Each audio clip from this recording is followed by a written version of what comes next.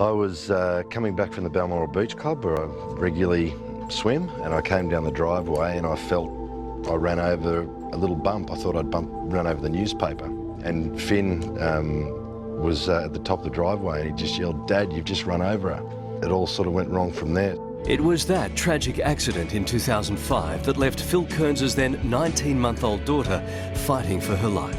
Mate, as a parent, the hairs on the back of my neck are standing on this. It's a horrible story.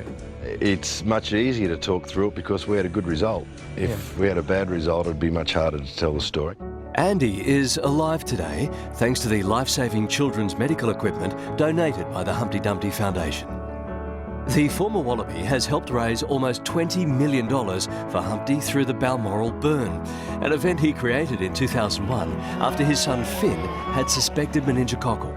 The kids in hospital go through a lot of pain, so if we can put up with 400 metres up a hill, it's probably worthwhile. Little did he know that vital equipment would also save his daughter's life. We had the next 5 weeks in intensive care where the equipment that was used to save her life was supplied by the Humpty Dumpty Foundation. She was at Royal North Shore only for a few hours. Helicoptered her over to Sydney Children's Hospital where there was some more equipment from Humpty being used to save her life. How different would it be in here without the support of Humpty Dumpty and that equipment that they bring? We get enough to do basic work, but it's the icing on the cake. What we need is extraordinary equipment that allows us to do the state-of-the-art work we want to do.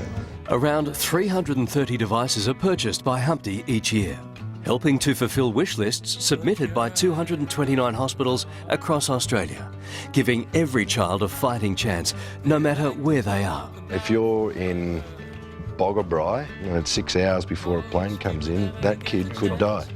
And that's what happened. And a nurse from the North Coast rang us and said, "This is what's happened to this child, and the child is now dead." And she said, "This is not going to happen on my watch again."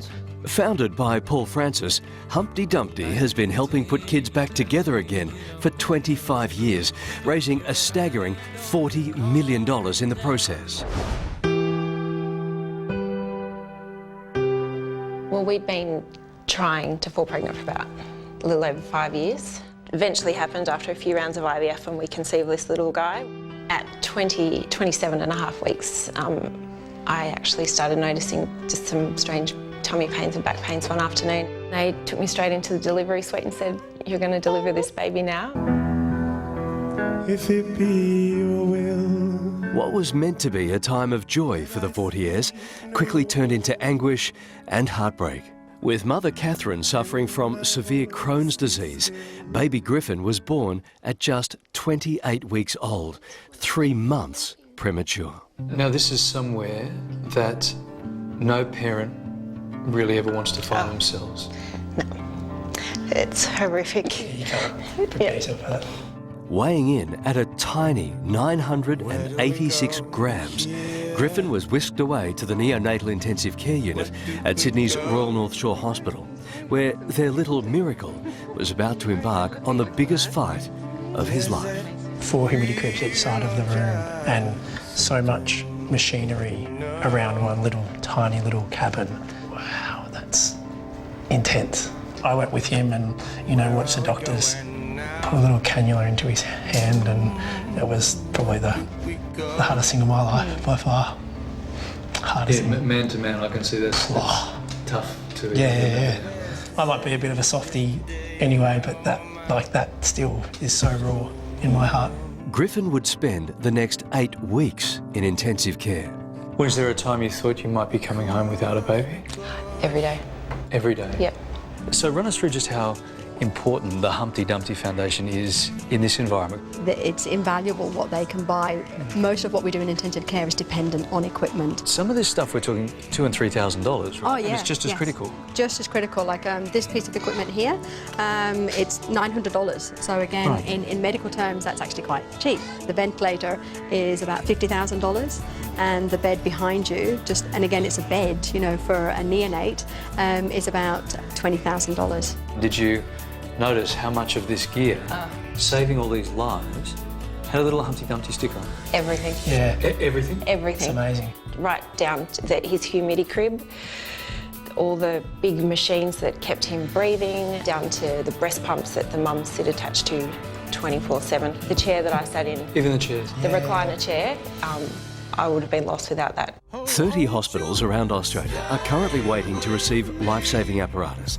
The total cost of that vital equipment stands at $769,000. I suppose people expect that a big hospital like this hospital would have all this equipment. Is that a bit of a misconception? The government will certainly give us some funding towards that, but a lot of it is the state-of-art technology, and we just need lots of it. It's satisfying to me, but hopefully satisfying to mums and dads all around the country who can know that their children's wards are better equipped because Humpty Dumpty exists. We see about 38,000 children a year. Many of those children at some level will have been assisted, supported, benefited from one of these pieces of equipment. They call it a wish list, and it really is a wish list. You wish for something and you think, maybe we'll get it. Yeah. You really get it.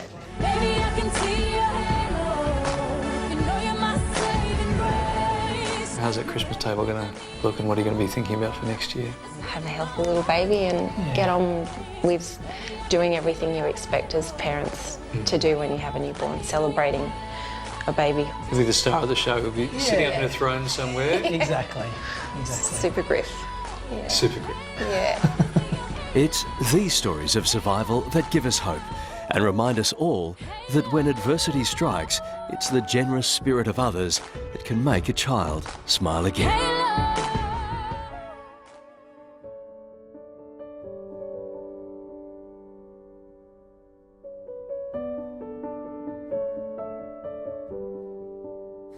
I just want to say, yeah, it's great to get up in front of you guys and say thank you, because pretty much, and I'm going to cry, if it wasn't for the support of everyone in this room, my dream to become a mother would have ended in the delivery suite this time last year. So because of all the work that you guys do, and Paul Francis and his team, yeah, I'm a mum, Blythe's a dad, and we're stoked. We have great thank you. Thank you.